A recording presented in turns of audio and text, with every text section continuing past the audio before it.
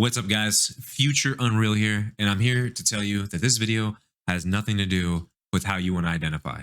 You can identify as whatever you want. I believe you can live your best life the way you want to live your life as long as it's not hurting others. That's all I care about. I want to preface this video by saying this only has to do with sports, okay? Whatever you do in your own normal everyday life, you do you, baby. You do you. But when it comes to sports, that's what this video is about. So I hope that clears things up before you get super angry at me, which I think, let's be real, a lot of you are probably going to get angry at me regardless. I hope you guys enjoy the video. Take it for what it is. Leave your hate in the comments down below.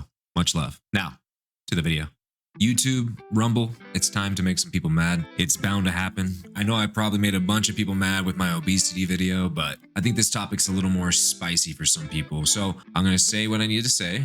I'm not going to go too in depth. I plan on making some other videos about how I feel about the overall topic, but I want to make a quick video just highlighting the Canadian powerlifting. More specifically, the female Canadian powerlifting. Now, say what you want to say, biology is biology, okay? I spent years in college studying it. Biology is biology. Men and women are fundamentally different genetically. It's just reality, especially for those who've spent most of their lives living with the hormones that their body naturally produces. For men, obviously, we have more testosterone than women do, and women are typically associated with having far less testosterone and are predominantly associated with having estrogen as their main thing, right? Or progesterones and all that good stuff. Now, when boys go through puberty, we get a nice boost in testosterone, which starts doing things such as increasing our lung capacity, making our hearts a bit larger than female hearts, allowing us to carry more oxygen throughout the body because of our lung capacity, meaning we have larger lungs. Hell, even testosterone affects things like ligament strength and tendon strength as well. It's all a cascading event, right? So when testosterone kicks in, it actually affects a lot of other things going on in the body as well, along with a myriad of other things that I just don't feel like going into in this video. But I do plan to do a video about these kinds of things, so if you're interested in that, definitely subscribe to the channel, would mean a lot. But we're going to move on to this story really fast because I think it is hilarious. It is the funniest thing I've read all day. Now, I'm not going to read this entire article. It is kind of lengthy, but we'll jump around a little bit and get the premise and get all sides as much as we can here. The title of this headline is Bearded Man Smashes Women's Weightlifting Record Held by Trans Lifter. This is brought to you by Fox Sports. So the article begins, a bearded pro powerlifter entered a women's competition in Canada and smashed a record held by a transgender lifter who was watching on. The New York Post reports Avi Silverberg, the head coach for the Team Canadian powerlifting for more than 10 years, entered last weekend's Heroes Classic tournament in Lethbridge, Alberta, after identifying as a female. Videos shared by athlete activist groups, the Independent Council of Women's Sports, or ICONS, showed him walking up to the platform still fully bearded and wearing a regular men's singlet. He then casually bench pressed nearly 167 kilos, which I think is 360 something pounds, beating the current Alberta women's record by almost 45 kilos. The current record, 124 kilos, I don't know why they put pounds right there, that's weird,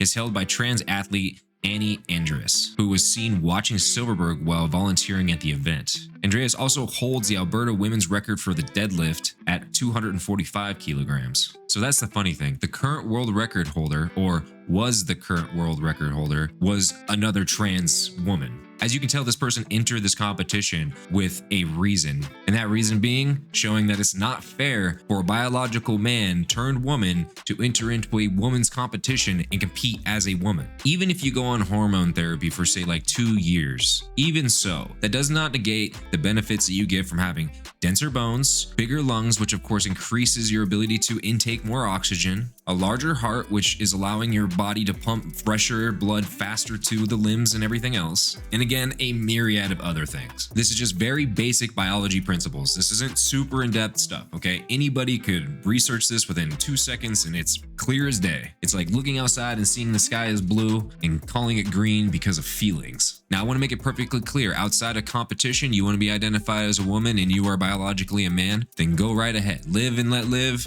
Do your thing. But it starts becoming a problem when you start getting into sporting events that are geared initially biologically. That's why it's called women's powerlifting. So apparently this Andreas had won 8 out of the 9 competitions in the women's category of the past 4 years. The article continues on, as Silverberg broke her record, Andreas stood off to the edge of the platform area, only strolling back after the male lifter walked off. So in this picture here, you can see Silverberg about to do the bench press, and then over here, after the bench press is completed, you can see Andreas walking back onto the stage, who apparently is volunteering at this event. So it states here, the CPU's transgender policy states an individual should be able to participate in the gender with which they identify and not be subject to requirements for disclosure of personal information beyond those required of cisgender athletes. Good Lord, I hate the word cis. I hate when they put cis male and cis female. Not going to go off on that tangent. I want to, but I'm not going to on this one. Meanwhile, the union's competition registry policy states that the competitor's government-issued photo identification, excluding youth lifters, must be verified during the weigh-in or equipment check, including date of birth, province, and the gender at the competitions. So I think it's safe to assume, because that is a requirement, Silverberg went to a courthouse or something and had their gender changed over so that their identification card would read that they are a female. But it also states here that they're not sure if they were required to show their ID before this event, so who knows. So according to Icons, what AV Silverberg so obviously points out is that policies allowing men to access women's sports completely remove any integrity in women's competitions. See, in my mind, that's a beautiful thing. Strong women going against strong women in whatever sport, strong men and other strong men in that same sport, that makes things interesting. This is why there's a division in the genders when it comes to sports to begin with. From what I read, they even lower the nets in tennis. They also lower the nets in volleyball, which makes complete sense considering the average height of a woman compared to an average height of a man. I always even said the WNBA would be a little bit more interesting if they actually lowered the hoop a little bit and we were to see some dunking going on. Because if you watch any WNBA game, no one can dunk. And just by doing that little tiny change, I guarantee you more and more people will be willing to watch the sport. Hell, even in female soccer, if they reduce the size of their fields, the length of their fields, women's soccer games would be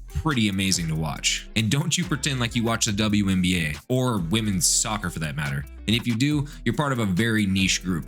I promise. But I watch plenty of women's tennis. I've watched plenty of women's volleyball. Those sports are amazing. And it's because of those little adjustments they make to that sport that better fit women, it makes it all that more interesting. I guess a sport that would be more obvious to most people would actually be softball versus baseball. Softball fields are smaller, baseball fields are larger. Even the way you pitch in softball is far different than the way you pitch in baseball. That said, the way women pitch in softball, they're throwing some heaters and making the fields a bit shorter as well, allowing the women to hit home runs in softball. It is an amazing sport to watch. If you haven't watched women's softball, I urge you to give it a shot. I always enjoy watching women's softball. It is actually a really good time. Now, I don't watch it all the time, okay? And I'm sure I'm gonna get roasted by some of the friends, okay? But that's fine.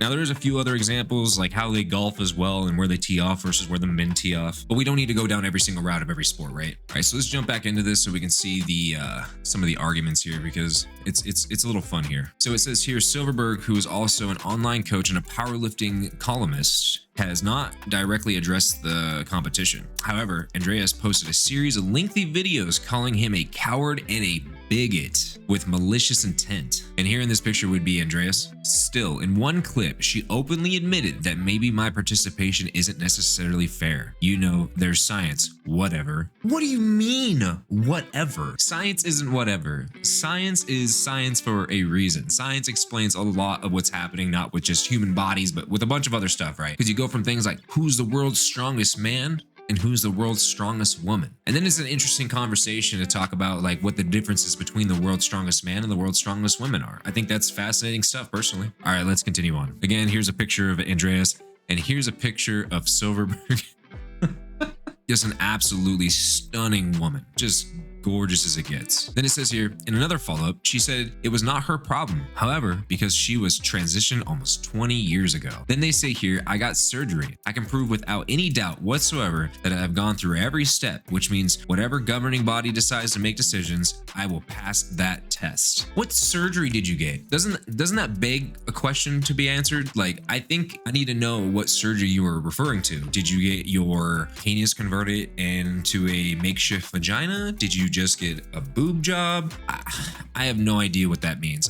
It's so saying I got surgery is a way of saying basically nothing, because unless you say I got gender reassignment surgery, that's a little different. But even then, That doesn't take away the fact of the years of you having testosterone running through your body. The fact your lungs are larger, again, heart is larger, again, ligaments are stronger, tendons are stronger. These are not scientific facts you can just avoid. These are real freaking things. Again, I will say, you want to identify as a woman and you're biologically a man, you do you, okay? You can do whatever it is you want to do in that way. But I'm not going to co-sign on you destroying women's competitions, all because you want to ignore biological facts and science. This isn't some kind of basic, theory that some crackpot came up with in his lab in the middle of nowhere, okay? This isn't just some new concept we just discovered a week ago. But I do agree that maybe we need to make a different division. Maybe that's something we need to think about and discuss. Instead of ruining potential opportunities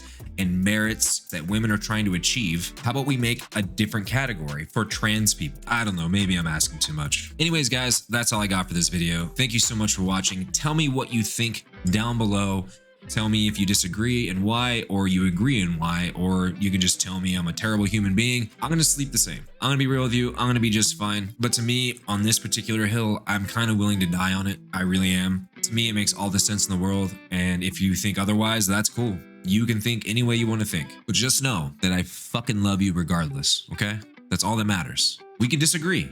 We're allowed to disagree with each other and not hang each other out to dry. Don't forget to like the video, subscribe to the channel. It would mean the world to me, you guys. And I will see you in the next one. Peace.